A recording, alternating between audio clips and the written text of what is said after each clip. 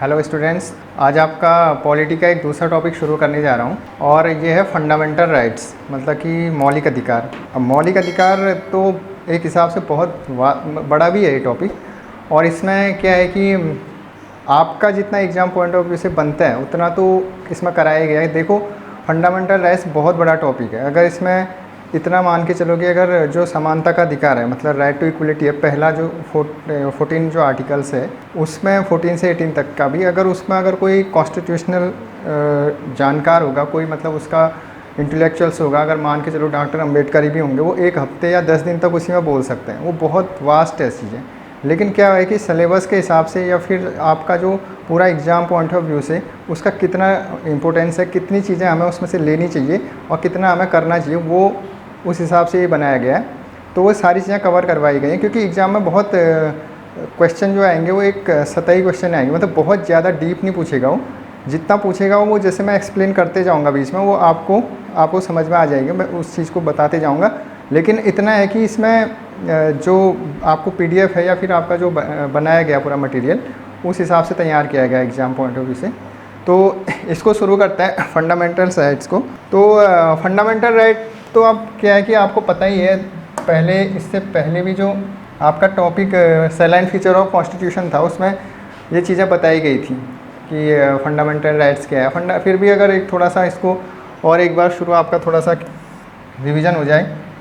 Fundamental right मतलब एक तरीके से जो एक व्यक्ति होने के नाते या नागरिक होने के नाते किसी भी देश का एक आवश्यक अधिकार जो होते हैं, उसकी पर्सनैलिटी डेवलपमेंट के लिए, उसकी जो नेसेसिटी है उसको पूरा करने के लिए, वो अधिकार जो फंडामेंटल राइट्स कहलाते हैं। और इससे एक अल्टीमेट मतलब एक डेवलपमेंट होता है पर्सनैलिटी का, किसी भी व्यक्ति या नागरिक का। तो आप जो है इसको देखेंगे तो इसमें चीज़ें बताई गई हैं आपको। अब आगे बढ़ते हैं। भारतीय संविधान में 6 मौलिक अधिकार हैं, मतलब 6 फंडामेंटल राइट्स हैं टोटल। पहले 7 थे, फिर एक संपत्ति का अधिकार था, उसको जो है कानूनी अधिकार बना दिया गया, मतलब उसको समाप्त कर दिया गया। तो अभी 6 अधिकार हैं। अगर आपसे पूछा जाए कि फंडामेंटल राइट्स कितने हैं, तो 6 फंडामेंटल राइट्स हैं, 6 मौलिक अधिकार हैं। अब भारतीय संविधान के अनुच्छेद 12 से 35 में मौलिक अधिकारों का उल्लेख है। अधिकार भारतीय नागरिकों के लिए हैं और इनका उल्लंघन नहीं किया जा सकता है। भारतीय संविधान के भाग 3 में अनुच्छेद 12 से 35, ये एक फैक्ट हो गया कि 12 से लेकर 35 तक के अधिकार हैं। अब इसमें आप जो 12 से 35 तक के 6 मौलिक अधिकार हैं हमारे पास, 6 फंडामेंटल राइट है, और इन अधिकारों का उल्लेख है। अब जैसे आपको ना समानता का अधिकार, जैसे आपको दिख रहा होगा 14 से लेके आपको सारे अधिकार 32 तक दिख रहे होंगे। अब आपके वो भी किया 12 और 13वां कौन सा है, फिर जब 12 से 35 तक आ गया। पहले तो आप इतना समझ लो कि अगर आपसे कहीं पर कोई पूछे कि फंडामेंटल राइट्स कहाँ से कहाँ तक हैं, तो आप जो है फंडामेंटल राइट्स से ये बताओगे 12 से लेके 35 तक के फंडामेंटल राइट्स आपके हैं टोटल। अब 12 और 13 जो है वो पूछता नहीं है बहुत ज़्यादा, लेकिन मैं आपको थोड़ा सा बता देता हूँ फिर भी कि 12, जैसे 12 में क्या है कि जो आर्टिकल 12 है उसमें स्टेट के बारे में बताया गया है कि राज्य क्या है, मतलब स्टेट की डेफिनेशन को बताया गया। अब स्टेट की डेफिनेशन में मैंने पहले भी बताया था, एक बेसिक डेफिनेशन तो स्टेट की ये होती है कि उसका एक एरिया होता है और उसमें एक पॉपुलेशन होगी, उसका एक निश्चित जैसे एरिया हो गया, उसकी पॉपुलेशन होगी, उसकी अपनी सोवर्निटी होगी और उसकी एक गवर्नमेंट होगी, ये तो है। लेकिन इधर पर राज्य के लिए ये कर दिया कि जैसे इसमें पार्लियामेंट आ गई, संसद आ गई, विधानसभा आ गई, और आपका लोकल बॉडीज आ गई, मतलब कि स्थानीय निकाय जिसको पंचायती राज, ये सारे, इसको भी स्टेट कहेंगे, इसको भी स्टेट कहेंगे, सब स्टेट में आएंगे। और कुछ अथॉरिटीज आएंगी, कॉन्स्टिट्यूशनल और नॉन कॉन्स्टिट्यूशनल बॉडीज जो आएंगी, जैसे ONGC आप कह दो, या जैसे LIC भी इसमें आता है, या जैसे आप कोई भी बॉडी कहो कॉन्स्टिट्यूशनल, जैसे कोई स्टेट की बॉडी है या कोई वो है, तो ये सारे आ जाएंगे स्टेट के। जैसे कोई कमीशन है, कुछ भी है, तो वो इसमें आ जाएंगे स्टेट में। आप मान के चलो कि स्टेट के अंदर जो है ये स्टेट जो है ये आर्टिकल 12 में आता है। 12 जो मतलब 12 और 13 बता रहा हूँ। 13 में ये आ जाएगा कि लॉ आता है इसमें, मतलब लॉ का मतलब ये कि इसमें ये बात है कि कोई भी लॉ ऐसा नहीं बनाएगी कोई भी सरकार जो फंडामेंटल राइट्स को वॉलेट करती हो, मतलब उसका उल्लंघन, उनको समाप्त करती हो। जैसे जितने फंडामेंटल राइट्स बेसिकली 14 से लेकर 32 तक के हैं, उनको जो है समाप्त करने वाला ऐसा कोई भी कानून नहीं बनेगा जो इनको समाप्त करता हो।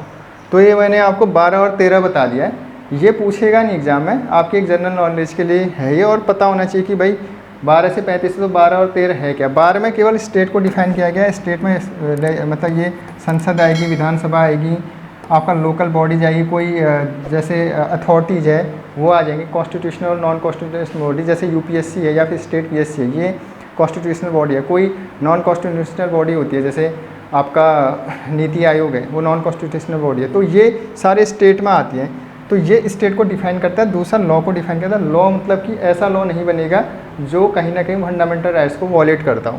तो ये आपको थोड़ा सा एक कॉन्सेप्ट के लिए आप जो है ये आपका ठीक है, आपका इंग्लिश जो इसका ट्रांसलेट मतलब वो है कि 12 से लेकर 35 तक, और ये of the Indian constitution deals with the fundamental rights, these rights are for the Indian citizen and these rights are inviolable, मतलब उनका वॉयलेशन नहीं हुआ। आर्टिकल्स 12 to 35 इन पार्ट 3, ये बहुत इंपॉर्टेंट है कि पार्ट 3 में वो होंगे। Of the Indian constitution provide for 6 fundamental rights, these rights are mentioned below. ठीक हो गया। आप एक चीज़ ये याद रखना कि जैसे कहीं पर मैं इंपॉर्टेंट करके मतलब वैसे तो ठीक है, लेकिन कहीं पर अगर वो चीज़ें बहुत हाईलाइट हो रही है तो उसको आप ध्यान देना। जैसे पार्ट का पूछता हो जरूर, भाग कौन सा है, ये चीज़ें, और कितने से कितने तक आर्टिकल्स हैं 12 से लेकर 35 तक।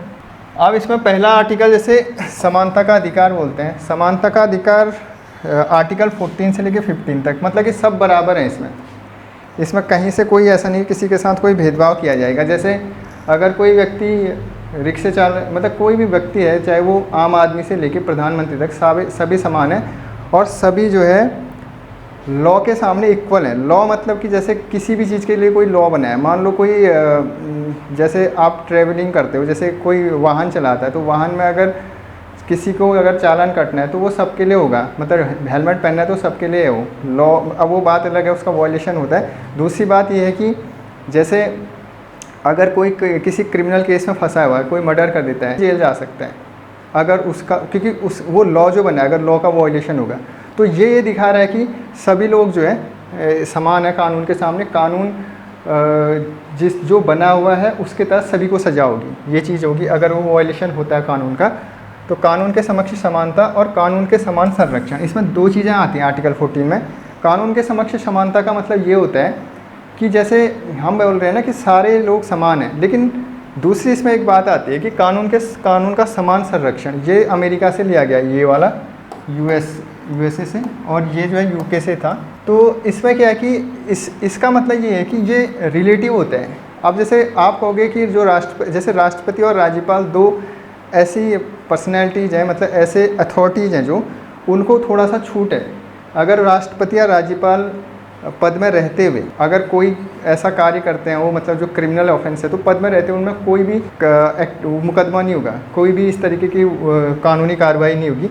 तो क्या है कि कुछ लोगों को विशेष अधिकार मिला हुआ है, मतलब सापेक्षिक, मतलब रिलेटिवली जो है कुछों को विशेष अधिकार मिला है, कुछों को नहीं मिला है। तो जिनको नहीं मिला है वो तो समान दायरे में आ गए, जिनको मिल गया उनको थोड़ा सा प्रिविलेज मिला है। जैसे प्रिविलेज जो है किसी को भी मिलता है, आप ये नहीं कह सकते हो आपकी प्रधानमंत्री का अधिकार जो है वो ठीक है, मतलब वो एक पार्लियामेंट्रियन है, तो वहाँ पर उनकी थोड़ा विशेष अधिकार उनको मिल जाते। तो ये है कि एक रिलेटिव भी है ये। लेकिन अब आप ये नहीं कहोगे जो मैंने बात पहले बोली कि उसमें कि सब वो कानून के समक्ष तो हैं, लेकिन दो ऐसे पद हैं हमारे उसमें, राज्यपाल और राष्ट्रपति, जिनको पद में रहते हुए नहीं होगा।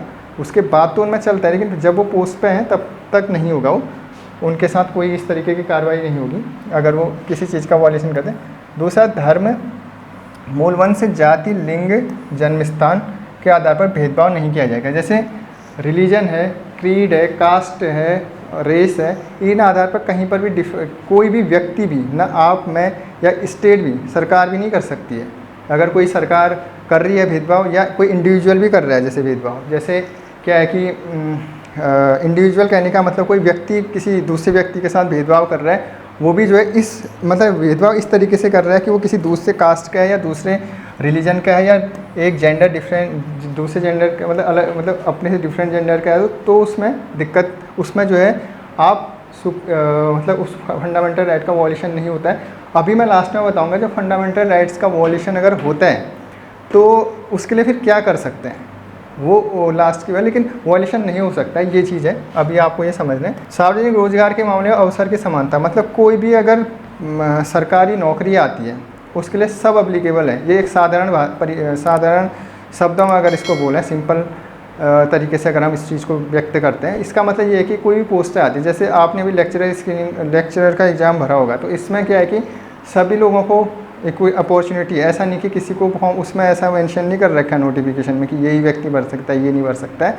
तो ये क्या है कि सार्वजनिक पदों में सबको जो है इक्वल अपॉर्चुनिटी मिलेगी, ये आर्टिकल 16 के तहत आएगा। आप ना इन आर्टिकल्स को थोड़ा याद कर लो, मैं थोड़ा सा इसलिए समझा रहा हूँ ताकि ये दिमाग में चले जाएँ, तो इसलिए इतना आपको डिटेल में नहीं जाना है, लेकिन आपका दिमाग में अगर ये कॉन्सेप्ट रहेगा तो आपको ईजी रहेगा चीज़ें।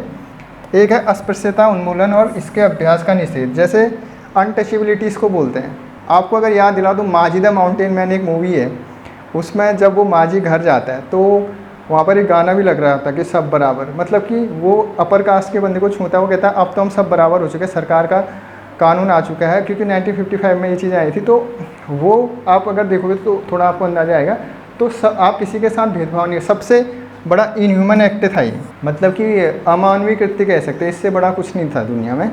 तो ये एक्चुअली क्या था कि इसको आप जो है ये डिफाइन नहीं था, इसकी कोई परिभाषा नहीं थी, परिभाषा ये इसकी थी नहीं। एक्चुअल में मैसूर हाईकोर्ट ने एक डिसीजन दिया था एक बार में, वो ये बोलता है कि इसकी ऐतिहासिक अर्थ में है ये, मतलब इसका अर्थ ऐतिहासिक है। वो ऐसा है कि ऐतिहासिक में ऐसे है कि कुछ वर्ग के लोगों को समाज में अयोग्य करार दिया गया था, कि समाज में वो इस चीज़ में योग्य नहीं है। तो इस वजह से इस चीज़ को, ये बहुत इंपॉर्टेंट है अनटचेबिलिटी।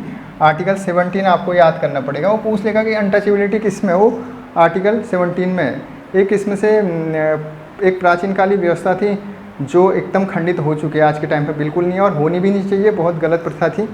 तो ये चीज़ है। अब ये है कि सैन्य और शैक्षणिक उपाधियों को छोड़कर अन्य उपाधियों का उन्मूलन। तो इसमें क्या है कि जैसे उपाधियों का अंत, आर्टिकल 18 है ये, आर्टिकल 18 में ये है कि उपाधियों का अंत है, मतलब कि किसी को भी कोई उपाधि नहीं मिलेगी। और ये उपाधियाँ ठीक है कि अंग्रेज़ों ने दी गई थी। अब अंग्रेज़ों के टाइम ये था कि एक तो ब्रिटिश रूल था, हमारा तो था नहीं, दूसरा क्या था कि एक राजा वाली फीलिंग आ जाती है। जैसे राय बहादुर की उपाधि दी थी, तो उसमें सर की उपाधि दी थी, जैसे रविंद्रनाथ टैगोर को सर की उपाधि दी थी, ऐसे राजाओं को दी थी। 21 तोपों की सलामी उस टाइम राजाओं को दी थी। 1857 के बाद ये चीज़ें ज़्यादा रही, उसी के बाद रही। और इन उपाधियों का अंत इसलिए कर दिया गया है क्योंकि इससे व्यक्ति की श्रेष्ठता दिखती है कहीं कहीं कि ये व्यक्ति श्रेष्ठ हो गया। जैसे समाज में कोई चल रहा है, हम कहेंगे ये राजा आ गया, तो राजा वाली चीज़ या राय बहादुर आ गया, तो वो कहीं ना कहीं क्या है ना कि अगर वो कहीं ना कहीं इनइक्वलिटी को दर्शाती है। तो इक्वलिटी आनी चाहिए समाज में, सबके साथ समान हो चाहिए, क्योंकि इस देश का नागरिक है तो समानता आनी चाहिए। इसमें दो चीज़ें हैं, जैसे जो उपाधियाँ हैं, आपका उपाधियाँ जो है दो चीज़ों में दी जाती है। एक तो सेना में दी जाती है और दूसरा जो है इसमें दी जाती है विद्या, मतलब एजुकेशन में। वो ऐसे दी जाती है कि जैसे सेना में कोई मेजर है या कर्नल है कोई, तो कर्नल वो ऑफिशियली लगा सकता है, कभी भी लगा सकता है अपने नाम से, आगे जो कर्नल लगेगा, मेजर लगेगा, लेफ्टिनेंट लगेगा, कुछ भी जो उसको मिलती है। दूसरा विद्या में जैसे कोई PhD किया हुआ है तो डॉक्टर की लगेगी उसकी। तो सेना और विद्या में ही है उपाधि। तो ये आपके समझने के लिए हो गया। राइट टू इक्वलिटी, ये आर्टिकल 14 से लेकर 18 तक, equality before the law and equal protection of law, ये UK से और ये US से लिया गया है। और prohibition of discrimination grounds of the religion, race, caste, sex और प्लेस ऑफ बर्थ, मतलब कि कहीं भी वो कोई पैदा हो रहा है, कहीं भी कोई व्यक्ति किसी भी जाति, लिंग, धर्म का है, उसके साथ भेदभाव नहीं किया जाएगा। और equal opportunity of public employment, सबको दिया जाएगा equal opportunity. Abolition of untouchability, ये बहुत इंपॉर्टेंट है, मतलब बहुत ज़्यादा क्वेश्चन इससे आए हुए हैं एग्जाम में। और एंड प्रोहिबिशन ऑफ एक्सप्रेस, उसका व्यवहार भी नहीं किया जाएगा और वो अनटचेबिलिटी रहेगी भी नहीं, ये समाप्त। फंडामेंटल राइट्स का टोटली वॉयलेशन है। और abolition of except military and academic, तो ये जो है आर्टिकल 18 में है। अब है दूसरा जो फंडामेंटल राइट्स है वो स्वतंत्रता का अधिकार है, आर्टिकल 19 से 22 तक इसमें आते हैं। फ्रीडम, मतलब एक तरीके से आप ये कह सकते हो कि स्वतंत्रता मतलब आपको फ्रीडम है, अपने देश में आप रह रहे हो तो इस बात की फ्रीडम है कि जो फ्रीडम है वो इसमें मेंशन है कि किस तरह क्या क्या फ्रीडम है आपका। स्वतंत्रता से संबंधित 6 अधिकारों का संरक्षण है इसमें। सिक्स जो राइट्स हैं इसमें, एक तो भाषण और अभिव्यक्ति। जैसे क्या है कि आप इस बात के लिए स्वतंत्र है कि आप कहीं पर भी कुछ मतलब आप बोलने की स्वतंत्रता है, आपको अपने बातों को एक्सप्रेस करने की स्वतंत्रता, चाहे आप कहीं पर फिजिकली मौजूद होकर करें अपना व्यू एक्सप्रेशन, या फिर आप सोशल मीडिया के थ्रू करें, कहीं से भी करें आप कर सकते हैं अपने व्यूज़ को एक्सप्रेस। तो ये आपका भाषण और अभिव्यक्ति की स्वतंत्रता है। और जैसे कोई आर्टिकल्स लिखते हैं, कुछ भी मतलब लिखने बोलने का, या इवन एक चीज़ इसमें और है कि आप चुप भी रह सकते हैं, मतलब मौन रहने का भी आपको अधिकार है। चुप रहने बोलने का तो है, मौन रहने का आपका, अगर ये अधिकार कहीं ना कहीं से उल्लंघन होता है इसका, तो आप सीधे जो है सुप्रीम कोर्ट में जा सकते हो और हाई कोर्ट में जा सकते हो।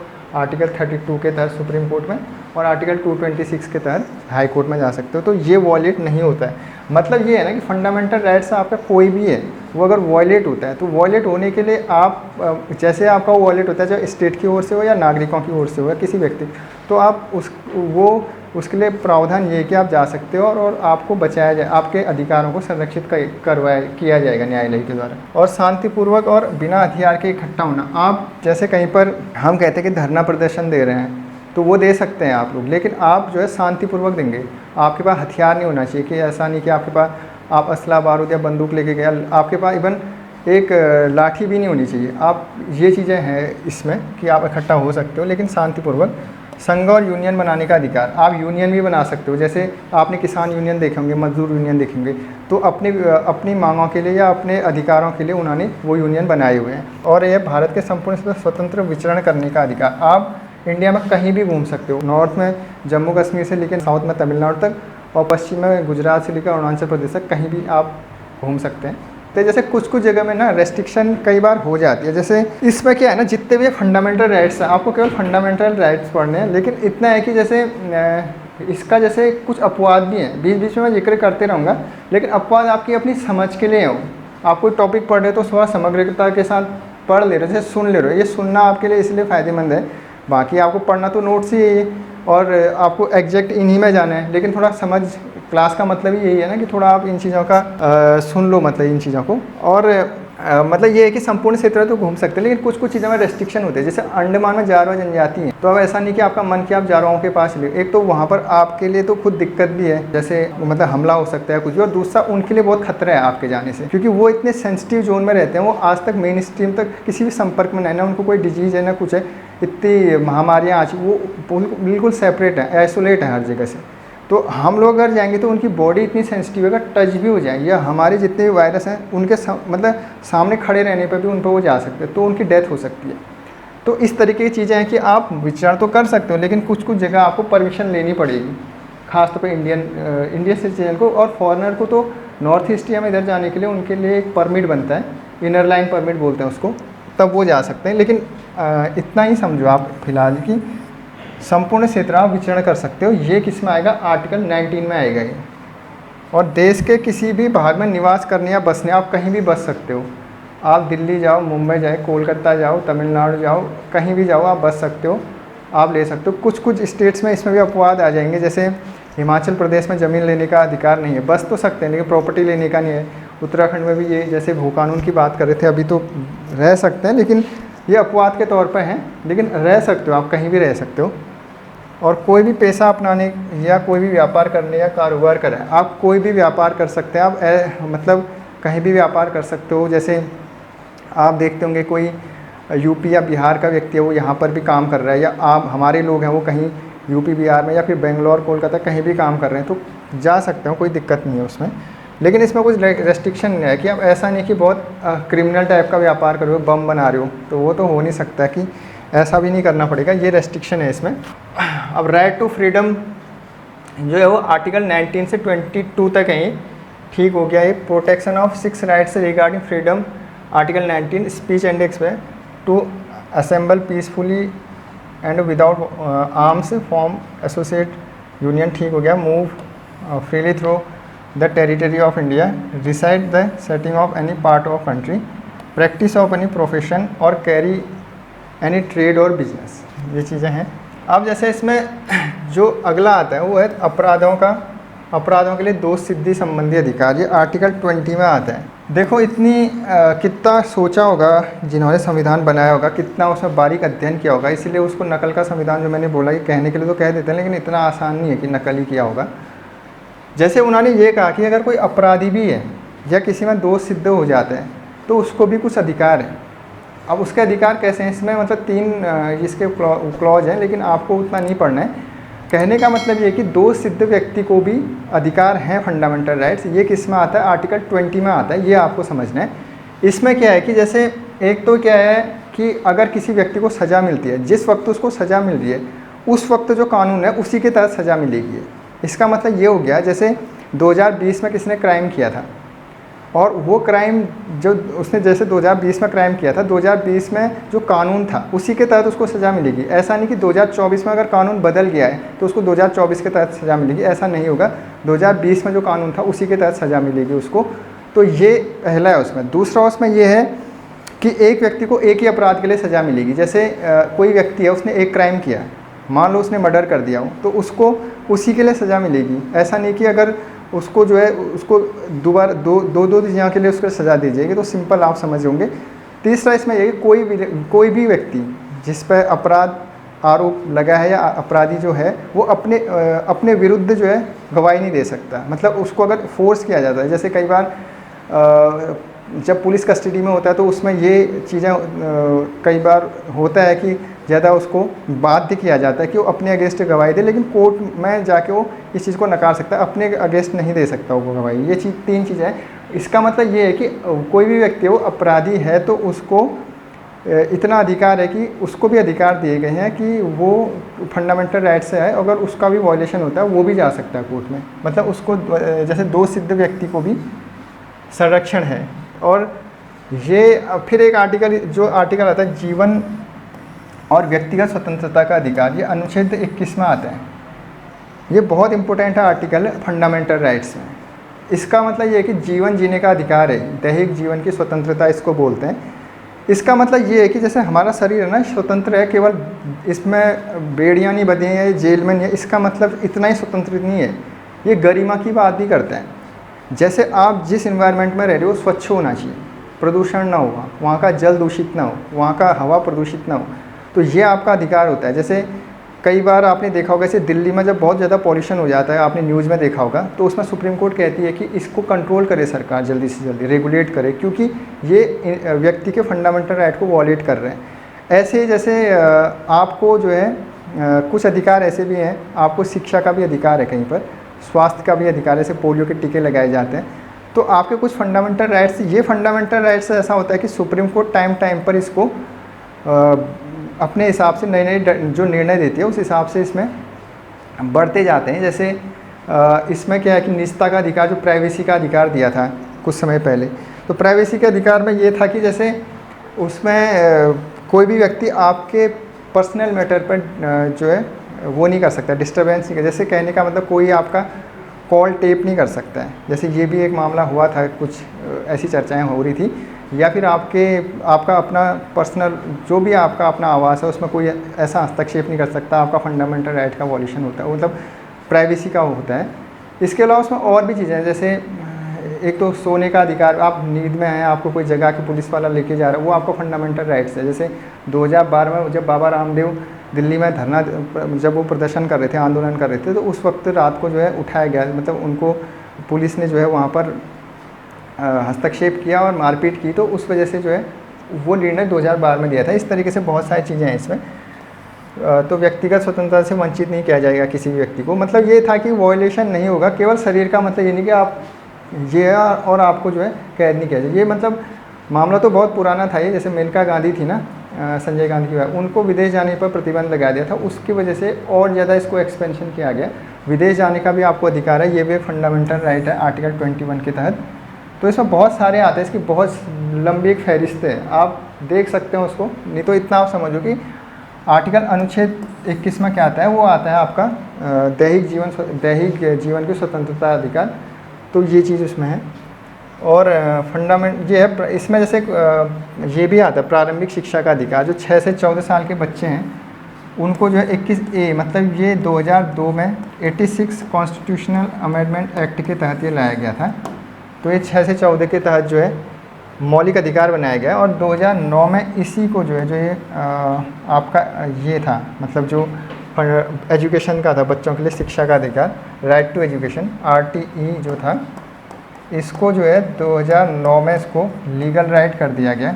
लीगल राइट मतलब कि आप देखते होंगे 6 से 14 साल के बच्चों को मुफ्त एजुकेशन है वो इसके तहत की गई, लेकिन पहले फंडामेंटल राइट ही आ गया था। कुछ मामलों में गिरफ्तारी और नज़रबंदी के विरुद्ध संरक्षण आर्टिकल 22। इसमें ये बात है कि गिरफ्तार किए गए किसी भी व्यक्ति को ऐसी गिरफ्तारी के आधारों की जानकारी दिए बिना हिरासत में नहीं रखा जाएगा। जैसे ऐसा नहीं होगा कि जैसे आप कहीं जा रहे हैं, आप अपने रूम घर पे हैं कहीं पे, आपको पुलिस वाला आया लेके चले गया और बंद कर दिया बिना कारण बताए, आपका कोई अपराध नहीं है, तो ये आपका फंडामेंटल राइट का वॉयलेशन है। ऐसा नहीं किया जा सकता है।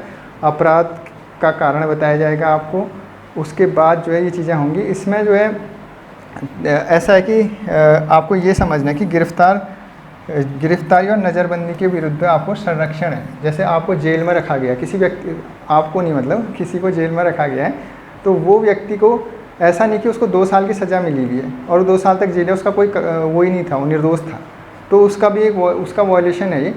इसमें क्या है कि 2 तरह की चीज़ें आती है। एक तो प्रिवेंटिव आती है इसमें कि मतलब रोका जाता है, और एक प्यूनिटिव आती है। जैसे क्या होता है कि जैसे किसी को पहले अपराध करने से पहले गिरफ्तार कर लिया जाता है, तो उसको तो ये फंडामेंटल राइट्स नहीं मिलते हैं। और लेकिन जिसने जैसे उसमें क्या है ना कि शक के दायरे में कुछ कानून बनाए थे, अंग्रेज़ों ने बनाए थे, जैसे आजकल भी है NSA है, जैसे उसमें ये होता है कि जैसे किसी व्यक्ति पर शंका है कि अपराध कर सकता है, तो पहले उसको गिरफ्तार कर लिया जाता है, तो उसको 24 और उसको जो है ऐसे नहीं छोड़ा जा सकता उसको, या कि जो अधिकार उसको फंडामेंटल राइट नहीं दिए गए, इसलिए नहीं दिए गए क्योंकि वो घोषित मतलब वो हो सकता है समाज के लिए थोड़ा सा एक तरीके से जो है वहाँ पर असंतुलन पैदा कर सकता है, समाज में जो है क्राइम कर सकता है, ये चीज़ है उसके लिए। मतलब आपको ये समझना है कि कुछ मामलों में गिरफ्तार और नज़रबंदी के विरुद्ध संरक्षण है इसमें कि गिरफ्तार भी नहीं किया जा सकता, नज़रबंद भी नहीं किया जा सकता, ये आर्टिकल 22 में है। आप देखिए शोषण के विरुद्ध अधिकार। जैसे शोषण के विरुद्ध अधिकार मतलब ये है कि अगर इसमें देखिए राइट टू अगेंस्ट एक्सप्लॉयटेशन, मतलब एक्सप्लॉयटेशन नहीं हो सकता किसी का, और आर्टिकल 23 से 24 में आएगा ये।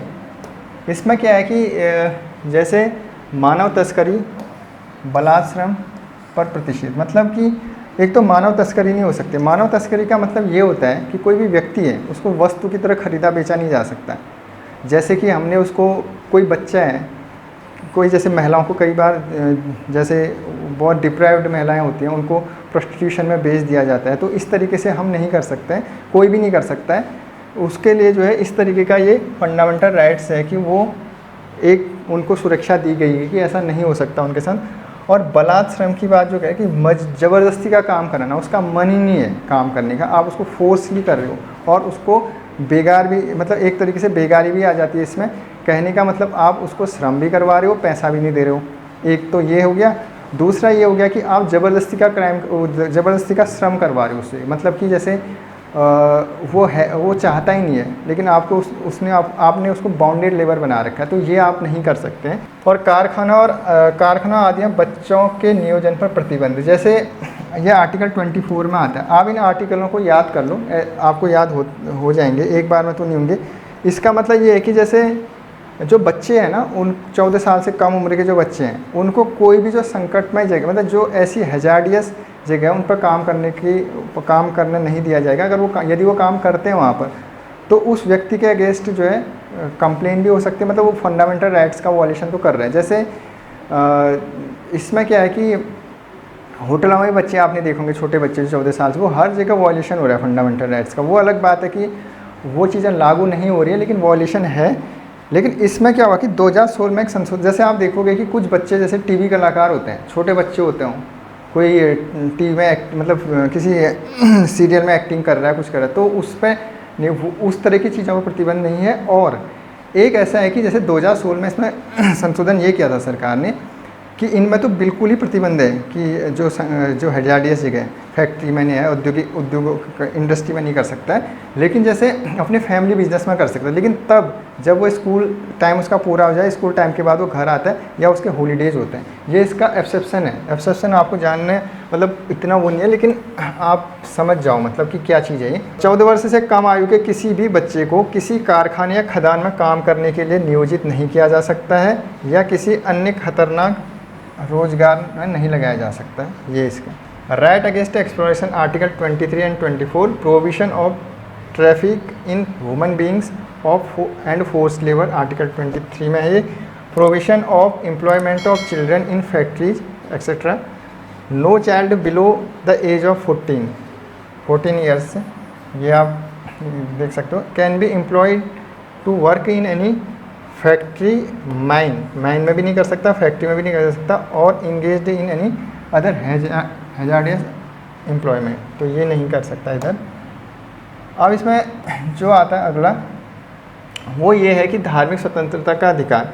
धार्मिक स्वतंत्रता का अधिकार का मतलब ये है कि धर्म की स्वतंत्रता है अपने देश में, कि कोई भी व्यक्ति किसी भी पूजा पद्धति को अपना सकता है, उसके अंतःकरण की स्वतंत्रता है उसको, मतलब कि वो अपना ध्यान पूजा पद्धति कहीं भी जा सकता है, मंदिर मस्जिद गुरुद्वारा चर्च, उसको जाने का भी अधिकार है, पूजा करने का अधिकार है वहाँ, या अपने घर पर जहाँ भी वो करना चाहता है उसको अपने तरीके से पूजा पद्धति करने का अधिकार है। ये धर्म के उसमें आ जाते हैं। अंतःकरण की स्वतंत्रता, धर्म को अबाध रूप से मानने आचरण करने और प्रचार करने की स्वतंत्रता, प्रचार भी कर सकता है अपने धर्म का, तो उसको स्वतंत्रता है। और ये आर्टिकल 25 में आएगा। अगर वो 25 पूछता है तो आपको समझ आना चाहिए कि धार्मिक स्वतंत्रता का अधिकार है और क्या अधिकार है कि आप वो उसको मान सकता है। अब इसमें मतलब वो नहीं होनी चाहिए, जैसे इसमें इनह्यूमन एक्टिविटीज़ नहीं होनी चाहिए, जैसे इनमें ना एक्सेप्शन इस टाइप के कि मॉरलिटी ख़त्म नहीं होनी चाहिए। दूसरा क्या है कि जैसे किसी और कम्युनिटी को आप प्रोवोक करो, इस तरीके का नहीं होगा, तो वो चीज़ें इसमें शामिल हुई। धार्मिक मामलों में प्रबंधन, अपने जो रिलीजियस आपके प्रैक्टिसेज हैं उनका आप मैनेजमेंट कर सकते हो, इसकी भी आपको फ्रीडम है आर्टिकल 26 के तहत। और किसी भी धर्म या किसी भी धर्म के प्रचार के लिए करों के भुगतान से स्वतंत्रता, जैसे कोई भी धर्म का वो प्रचार करता है उसको कर से मुक्ति मिलेगी। जैसे मंदिरों में इतना डोनेशन होता है तो टैक्स नहीं पड़ता उनको, या फिर जैसे कोई व्यक्ति प्रचार कर रहा है अपने धर्म का तो उसको जो है टैक्स के दायरे में नहीं आता वो। तो सरकार ने ये छूट दी हुई है कि किसी भी धर्म का प्रचार यदि करते हैं तो धर्म के प्रचार करने पर टैक्स नहीं पड़ेगा सरकार की ओर से, ये है। और किसी भी नागरिक को किसी विशेष धर्म या धार्मिक संस्था के प्रचार या रखरखाव के लिए कोई कर देने के लिए बाध्य भी नहीं करेगा। जैसे किसी भी नागरिक को अगर कोई व्यक्ति धर्म प्रचार कर रहा है, किसी भी नाम पर टैक्स ले रहा है, तो टैक्स लेने का अधिकार नहीं है वो नागरिक से, उसको टैक्स नहीं ले सकता हो। धर्म या धार्मिक संस्था के प्रचार रखरखाव के लिए कोई कर देने के लिए बाध्य नहीं है उसके लिए। कुछ शैक्षणिक संस्थानों में धार्मिक शिक्षा पूजा में भाग लेने से स्वतंत्रता है। जैसे क्या है कि जितने भी शैक्षणिक संस्थान हैं, जैसे आप स्कूल में गए होंगे, स्कूल में किसी एक रिलीजन को लेकर कोई प्रार्थना नहीं होगी या कोई प्रैक्टिस नहीं होगी। प्रैक्टिस मतलब कोई पद्धति पूजा पद्धति नहीं, इस तरीके का काम होगा नहीं होगा जो गवर्नमेंट फंडेड है। अब जैसे कहीं पर क्या है कि कुछ कम्युनिटी अपने बना लेती है, जैसे आप चर्च के जो स्कूल बने रहते हैं वो लोग अपने रिलीजन की प्रार्थनाएं करवा सकते हैं मॉर्निंग टाइम पर या जो भी है, लेकिन वो गवर्नमेंट से फंडेड नहीं है। उन्होंने एक तरीके रिकॉग्नाइज्ड है वो गवर्नमेंट से, लेकिन वो फंडेड नहीं है। तो जो फंडेड होंगे मतलब जैसे स्टेट फंडेड होंगे मतलब गवर्नमेंट फंडेड होंगे, उनमें कहीं से भी कतई उनमें रिलीजियस इस तरीके से प्रैक्टिस और मतलब जो धार्मिक जो वहाँ पर जैसे प्रार्थनाएं हैं ये किसी एक विशेष धर्म को लेकर नहीं होंगी। तो ये चीज़ें होंगी। कुछ शैक्षणिक संस्थानों में ये चीज़ हो गई, आर्टिकल 28 में आएगा ये सेम चीज़ है। Right to freedom of religion article 25 से 28, freedom of consciousness and free profession practice and propagation of religion, freedom of manage मतलब अपने उसका रिलीजियस अफेयर्स का मैनेजमेंट कर सकता हो article 26, freedom from payment of taxes for the promotion of any religion, the state can not compel any citizen को compel नहीं कर सकता कोई भी राज्य की वो tax they any taxes for the promotion and maintenance of any particular religion और रिलीजियस इंस्टीट्यूशन। किसी रिलीजियस इंस्टीट्यूशन या रिलीजियस प्रैक्टिस के लिए सरकार ये बाध्य नहीं करेगी कि आप टैक्स दो। तो ये इसमें है। और freedom of attending religious institution और वर्शिप इन सर्टेन एजुकेशन। और ये मैंने आपको बता दिया कि इंस्टीट्यूशंस में नहीं होगी जो सरकार फंडेड होंगी, जो अपने ग्रुप, और एक और होते हैं जिसमें सरकार और जो किसी पर्टिकुलर ग्रुप का होगा उसमें चॉइस है कि वो कर भी सकता है, कोई मतलब पार्टिसिपेट कर सकता है उसमें या नहीं कर सकता है। तो ये चीज़ है कोई इस खास तौर पर एजुकेशन इंस्टीट्यूशन में।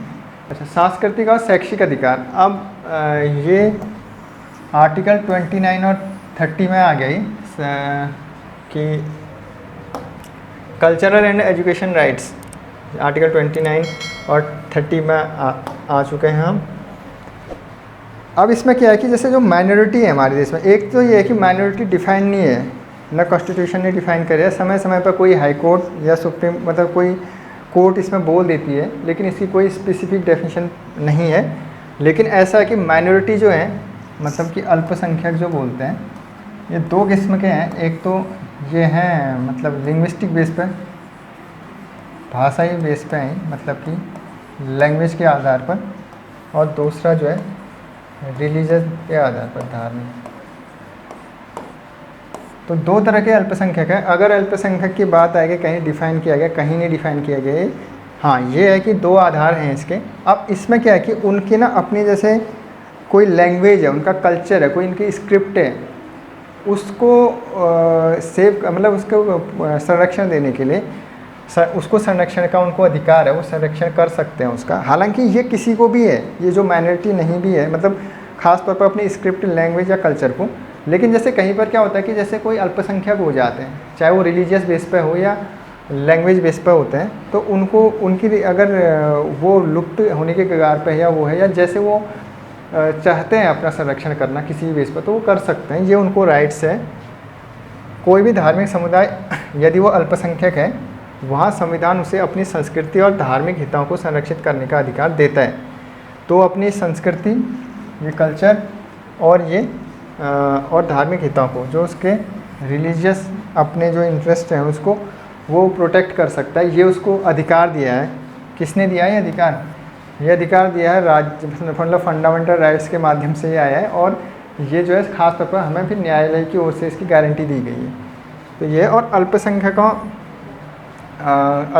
और मतलब राज्य ने दिया है अधिकार, राज्य में ही आती है न्यायालय, तो ये है। और अल्पसंख्यकों को शैक्षिक संस्थाएं स्थापित करने और प्रशासन करने का अधिकार। आपने देखा होगा जैसे मदरसे बनते हैं, या फिर जैसे कोई चर्च के द्वारा कोई इंस्टीट्यूशन बनते हैं, या अगर कोई हिंदू रिलीजन में भी है वो कोई संस्कृत बेस्ड कोई स्कूल बनाना चाहता है, वो बना सकता है। तो ये उसको अधिकार है कि अल्पसंख्यकों को शैक्षिक संस्थाएं स्थापित करने का अधिकार है, उनका प्रशासन करने का अधिकार है। आर्टिकल 30 में आता है। ऐसे समुदायों को अपनी पसंद की शैक्षिक संस्थाएं स्थापित करने का अधिकार है, और राज्य अल्पसंख्यक समुदाय द्वारा संचालित ऐसी शैक्षिक संस्था के विरुद्ध कोई भेदभाव नहीं करेगा। मतलब कोई भी अगर कम्युनिटी है जो अल्पसंख्यक में आती है, वो अल्पसंख्यक कम्युनिटी जो है बना सकती है कहीं पर ये चीज़ें कि एजुकेशनल इंस्टीट्यूट बना सकती है अपने, तो उसको जो है राज्य उसमें डिस्क्रिमिनेट नहीं करेगा कि ये जो है मुस्लिम्स ने बना दिया, क्रिश्चियन ने क्यों बनाया, उनको ज़्यादा प्रिविलेज देना, उनको नहीं देना, ये चीज़ें नहीं करेगी। तो सबको इक्वल राइट्स देगी ये इस मामले में। तो ये क्या है कि माइनॉरिटीज़ के लिए दो fundamental rights, cultural and educational rights in protection of language, script and culture of minority where a religious community is in the minority, the constitution enables it to preserve its culture and religious interest. दूसरा है कि right of minorities to establish and administer, मतलब establish भी कर सकती है और administer भी कर सकती है एजुकेशनल इंस्टीट्यूशन, हालांकि रिकॉग्नाइज्ड स्टेट से होंगे वो। Article 30 such community have the right to establish educational institutions of their choice and the state shall not discriminate against such an education institution maintains by minority community. तो ये भेदभाव नहीं करेगा state, ये आपको बता दिया गया है। अब ये जो है अभी तक जो मैं कह रहा था आपसे कि फंडामेंटल राइट का वॉयलेशन हो गया, तो क्या हो जाएगा? होगा ये कि अगर वॉयलेशन होगा तो उसके लिए प्रावधान, मतलब उसके लिए भी बहुत बड़ी बात है कि एक हमें आर्टिकल दिया गया संवैधानिक उपचारों का अधिकार। अगर आपने पहली क्लास में ध्यान दिया होगा, मैंने एक वर्ड बोला था, इसको संविधान की आत्मा भी कहते हैं, लेकिन इसमें थोड़ा सा ध्यान देना इस बात पर जो मैं बताने जा रहा हूँ, क्योंकि कन्फ्यूजन होगा, पूछ भी सकता है वो। कई ऐसा है ना, जैसे जो चीज़ें स्लाइड में बना के आपके लिए आ रही हैं वो तो ठीक है, लेकिन कहीं कहीं जो चीज़ें मैं बोल रहा हूँ अगर उसमें से कोई ऐसी फैक्ट या इन्फॉर्मेशन आपको लगती है तो आप उसको नोट डाउन कर सकते हैं, क्योंकि कई चीज़ें वो रहती हैं कि वो इस पर स्लाइड पर तो नहीं हो सकती, लेकिन आपको बोल के बताई जा रही है तो वो आ जाती हैं ध्यान में कि क्या क्या चीज़ें हैं। जैसे संविधान की आत्मा इसको कहते हैं। ये शब्द जो है डॉक्टर अम्बेडकर ने कहा था। ये वैसे फंडामेंटल राइट्स मतलब कॉन्स्टिट्यूशन में है नहीं, डॉक्टर अम्बेडकर ने बोला था। अगर ये पूछते कि डॉक्टर अम्बेडकर ने, डॉक्टर भीमराव अम्बेडकर ने किसे संविधान की आत्मा कहा था, तो ये है संवैधानिक उपचारों का अधिकार, आर्टिकल 32 में आता है। और दूसरा क्या है कि ये जो प्रस्तावना है हमारे उसमें प्रेम्बल है, जो आप कॉन्स्टिट्यूशन जब जैसे कोई भी वैसे बुक होती है जैसे एनसीईआरटी की आप किताब खोल लिया कुछ है, उसमें पहले पेज पे एक प्रस्तावना लिखी है, उसको पढ़ सकते हो आप। बड़ी इंपॉर्टेंट चीज़ है वो प्रस्तावना, हालांकि वो समझ में नहीं आएगी, ऐसे आती है वो, लेकिन वही प्रस्तावना है। आप अगर उसको देखेंगे तो वो प्रस्ताव एक्चुअल में वो जो प्रस्तावना है या जो प्रेम्बल है, ये प्रेम्बल ही जो है ये एक्चुअल में आत्मा है संविधान की। लेकिन अगर ये बोलेगा कि अम्बेडकर, डॉक्टर अम्बेडकर ने किसे बोला, तो संविधान की आत्मा, वो इसको बोला। तो अब जो है संविधान उपचारों के अधिकारों को डॉक्टर अम्बेडकर ने संविधान की आत्मा कहा है। संविधान उपचारों का अधिकार भारतीय नागरिकों को उनके मौलिक अधिकारों के हनन के मामले में न्यायालय दरवाज़ा खटखटाने के लिए का अधिकार देता है। यह अधिकार न्यायालयों को संविधान में निर्धारित नागरिकों के मौलिक अधिकारों को संरक्षित और सुरक्षित रखने का अधिकार है। मतलब कि अगर जैसे किसी भी फंडामेंटल राइट्स का वॉल्यूशन होता है, जैसे मैंने अभी तक बहुत चीज़ें जैसे बोली कि चाहे वो नागरिक की ओर से हो रहा है या स्टेट की ओर से हो रहा है, तो आप सीधे सुप्रीम कोर्ट जा सकते हो आर्टिकल 32 के तहत। 32 भी एक फंडामेंटल राइट है।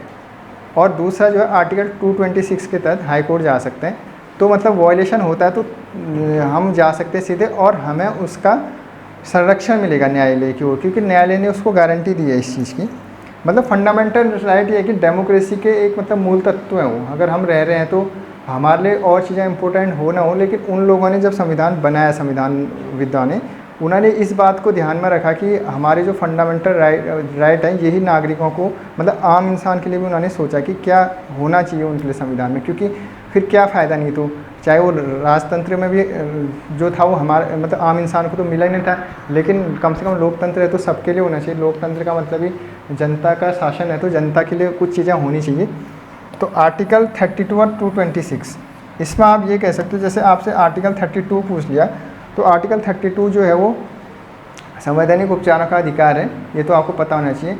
और आर्टिकल 32 के तहत आप याचिका दायर कर सकते हो। किस संविधान के अनुच्छेद के अंतर्गत याचिका दायर की जा सकती है सर्वोच्च न्यायालय में, अगर ये पूछ लिया तो आर्टिकल 32। और हाई कोर्ट के अंदर किसके तहत की जा सकती है, वो हो जाएगा अनुच्छेद 226। अब जो है मौलिक अधिकारों के प्रवर्तन के लिए न्यायपालिका को रिट जारी करने का शक्ति दी गई। सर्वोच्च न्यायालय भारत के क्षेत्र में किसी भी व्यक्ति या सरकार के विरुद्ध मौलिक अधिकार के प्रवर्तन के लिए आदेश या निम्नलिखित रिट जारी कर सकता है। अब क्या रिट जारी कर सकता है वो देखते हैं। राइट टू कॉन्स्टिट्यूशनल रेमेडीज़ बोलते हैं इसको। और the right to constitutional remedies is termed the soul of constitutional by doctor Ambedkar. ये बहुत इंपॉर्टेंट है भैया, याद कर लेना इसको। Right to constitutional on constitutional remedies empowers Indian citizens to approach a court of law in case of denial of their fundamental rights. This right gives also empower courts to preserve or safeguard the citizens' fundamental rights as laid out in the constitution. ये जो writ है, अब writ के बारे में बता दूं आपको ये बता दूं कि रिट के बारे में अंदर पूछेगा नहीं रिट क्या है क्या नहीं। मतलब आप ये पूछ सकता है वो कि निम्नलिखित में से कौन सी रिट है, मतलब जिसके माध्यम से आपको सुप्रीम कोर्ट, जिसके माध्यम से मौलिक अधिकारों की गारंटी दी गई है। इतना ही पूछेगा वो, सिंपल, बहुत डिटेल में नहीं जाएगा। देखो मैंने पहले बोल दिया था कि ये जो फंडामेंटल राइट्स है बहुत बड़ा टॉपिक है, लेकिन क्या है कि उसमें डिटेल में इतना जाना ही नहीं है हमको, क्योंकि हमारे क्वेश्चन इतने से ही बनने के लिए पर्याप्त है।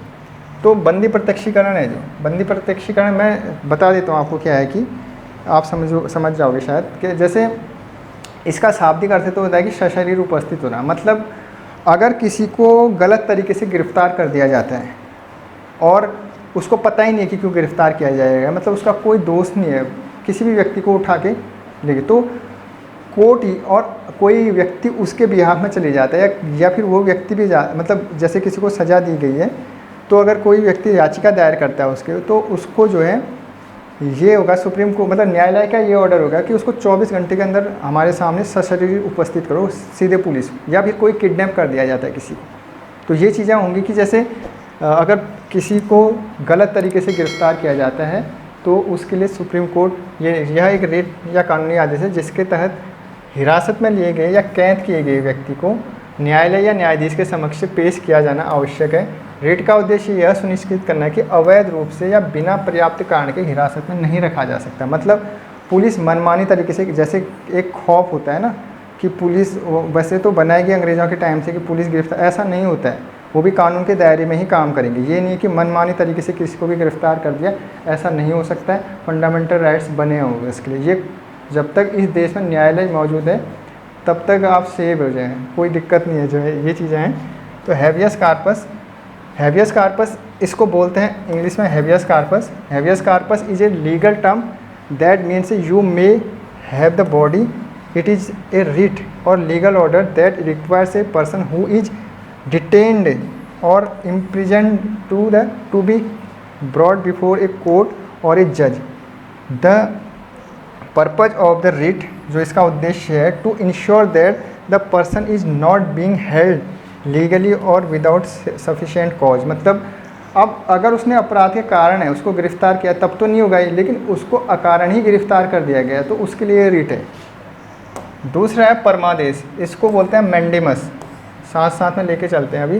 परमादेश का मतलब ये है कि जैसे कोई सार्वजनिक पद पर बैठा कोई अधिकारी है, कोई अथॉरिटी है, कोई मंत्री है, कोई भी है, अगर आप सार्वजनिक बैठे अधिकारी कोई आपका काम नहीं करता है, मान लो आप किसी एसडीएम ऑफिस में गई और आपको अपना जाति प्रमाण पत्र बनाना है, आपको अपना बॉर्डर सर्टिफिकेट बनाना है, उसने कहता है नहीं बनाता हूँ, तो आप सीधे जा सकते हो हाई कोर्ट, आपके फंडामेंटल राइट्स का वॉल्यूशन हो रहा है, ऐसा नहीं कर सकता हो। हाँ, वो बहाने बनाते हैं कई बार, आपके पास ये कागज़ नहीं है, वो कागज़ नहीं है, ऐसा वैसा, वो एक अलग चीज़ है, लेकिन अगर उसने सीधे मना कर दिया उसको नहीं है वो, क्योंकि वो इस स्टेट के अंदर आता है, वो कोई राजा नहीं है कि वो नहीं बनाएगा, बनाना होगा।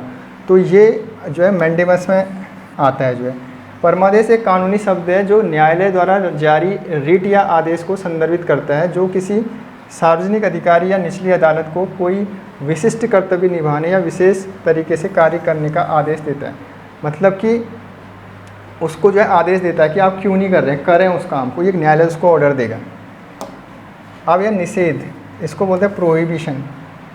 तो निषेध का मतलब ये होता है कि जैसे ये क्या होता है कि जो मतलब जो कोर्ट है, जैसे न्यायालय जो है, जो जैसे सुप्रीम कोर्ट है, हाई कोर्ट है, वो अपने सबॉर्डिनेट कोर्ट को ये ऑर्डर दे सकती है कि आप जो है इस जैसे किसी केस पर सुनवाई कर रहे हैं, मान लो किसी मामले पर सुनवाई कर रहा है हाई कोर्ट, तो सुप्रीम कोर्ट ये कह सकता है उसे कि आप इसको रोकिए और इसको ऊपर सुप्रीम कोर्ट को भेजिए, मतलब रोकने का आदेश दे सकता है उसको, क्योंकि वो उसके अधिकार क्षेत्र में नहीं आता, क्योंकि सुप्रीम कोर्ट और हाई कोर्ट के अपने अपने अधिकार क्षेत्र है ना। तो सुप्रीम कोर्ट हाई कोर्ट के अधिकार क्षेत्र में जितनी चीज़ें हैं वो वही कर सकता है, जो उसके अधिकार क्षेत्र में नहीं है सुप्रीम कोर्ट उसको बोल सकता है और वो उसको जो है ट्रांसफ़र कर सकता है उसको। तो ये उसके लिए है कि निषेध रिट न्यायालय द्वारा जारी किया गया एक कानूनी आदेश है जो निचली अदालत या सार्वजनिक प्राधिकरण को उसके अधिकार क्षेत्र से बाहर या उसकी वैध अधिकार से अधिक कार्य करने को रोकता है। मैंने बोला अभी आपसे कि उसको जो है उसके अधिकार क्षेत्र से अगर बाहर है अधिकार क्षेत्र। A writ of provision is a legal order issued by a court that provides a lower court or a public authority के लिए भी है वो, तो from a acting outside its jurisdiction or more than its lawful authority. तो ये है उत्प्रेषण, इसको सेरिटोरियो बोलते हैं। सेरिटोरियो का मतलब ये होता है कि ये भी उसी तरीके का है जो इससे पहले पढ़ा ना हमने, प्रतिषेध वाला, जो निषेध वाला था, ये वाला जो हमने पढ़ा निषेध या प्रोहिबिशन, ये से एक दूसरे कॉम्प्लीमेंट्री है। लेकिन इसमें क्या होता है कि जैसे जो ये है आपका सेरिटोरियो है, मतलब कि उत्प्रेषण जो है, इसमें क्या होता है कि अगर निर्णय दे दिया है, जैसे हाई कोर्ट ने कोई निर्णय दे दिया लेकिन हाई कोर्ट के अधिकार क्षेत्र में था ही नहीं वो, तो उसको जो है सुप्रीम कोर्ट ये कह सकती है कि आप उसको अपने निर्णय को, वो आपके अधिकार क्षेत्र में नहीं था, उसको आप जो है निरस्त कीजिए या फिर उसको आप भेजिए ऊपर सुप्रीम कोर्ट में भेजिए। तो वो इस मामले में उत्पन्न है कानूनी शब्द न्यायालय द्वारा जारी किया है आदेश संदर्भित, जैसे निचली अदालत सार्वजनिक प्राधिकरण के निर्णय की समीक्षा करता है। मतलब समीक्षा मतलब उसकी रिव्यू करता है। जैसे उसने ऑर्डर दे दिया है, निर्णय दे दिया है, किसी ऐसे अपना वर्डिक्ट दे दिया है किसी मामले पर, किसी केस पर जो उसके अधिकार क्षेत्र में, तो उसको रिव्यू करेगा, ये था कि नहीं था।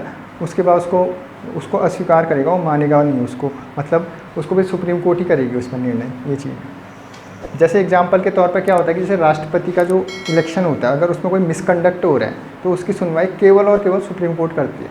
अब पता चला हाईकोर्ट वहाँ सुनवाई करने में चली गया और हाईकोर्ट ने निर्णय भी दे दिया, तो सुप्रीम कोर्ट सीधे बोलेगा ना, यार आपके तो अधिकार क्षेत्र में था ही नहीं, आप कहाँ से आगे बीच में। तो ये चीज़ है इस। और अधिकार वारंटो, इसको बोलते हैं क्यो वारंटो। अधिकार वारंटो मतलब ये है कि जैसे अधिकार परीक्षा भी इसको बोलते हैं हिंदी में। इसका मतलब ये है कि कोई व्यक्ति अगर है वो सार्वजनिक पद पर इलीगली बैठ गया, वो था ही नहीं उस योग्य, मतलब कि गलत तरीके से बैठ गया, वो पद पे है ही नहीं, फ्रॉड तरीके से बैठ गया। मान लो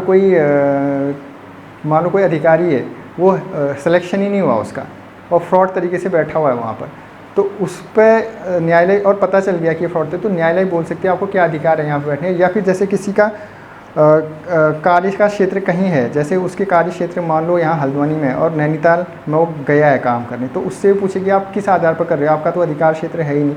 तो एक तो जो इलीगल तरीके से बैठा हुआ है, मतलब गलत तरीके से, वो है ही नहीं, ना वो नियुक्त है, ना कहीं से उसका अपॉइंटमेंट हुआ, ना उसका सिलेक्शन हुआ, ना कोई परीक्षा दी उसने, फ्रॉड तरीके से। दूसरा क्या है कि उसका कहीं वो अधिकार क्षेत्र है, तो उसको दे सकती है अधिकार, उसको ये न्यायालय कह सकती है कि आपको क्या अधिकार है।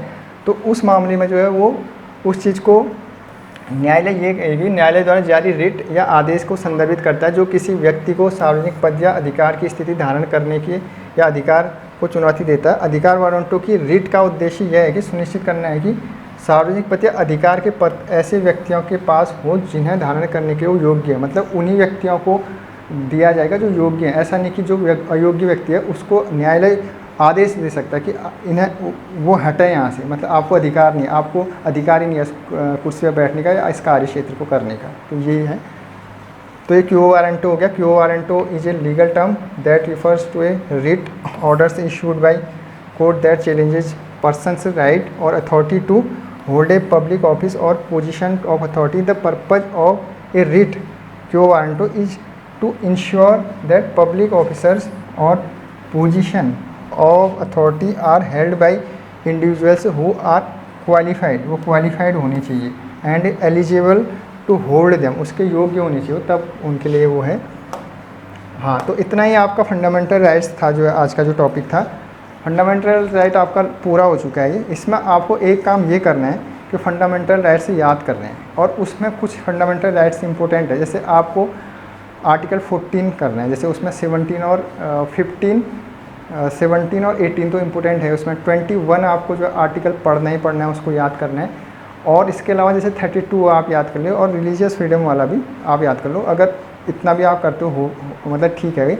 लेकिन ये है कि अगर आपको याद कर ले तो डे बाय डे पे आप थोड़ा थोड़ा करके याद कर दो। केवल याद करना है कि किस आर्टिकल में क्या आता है, आर्टिकल 14 में क्या आता है, राइट टू इक्वलिटी, ऐसे ही आपको याद करना है। बाकी ये आपका टॉपिक समाप्त हो गया है, और थैंक यू बहुत बहुत।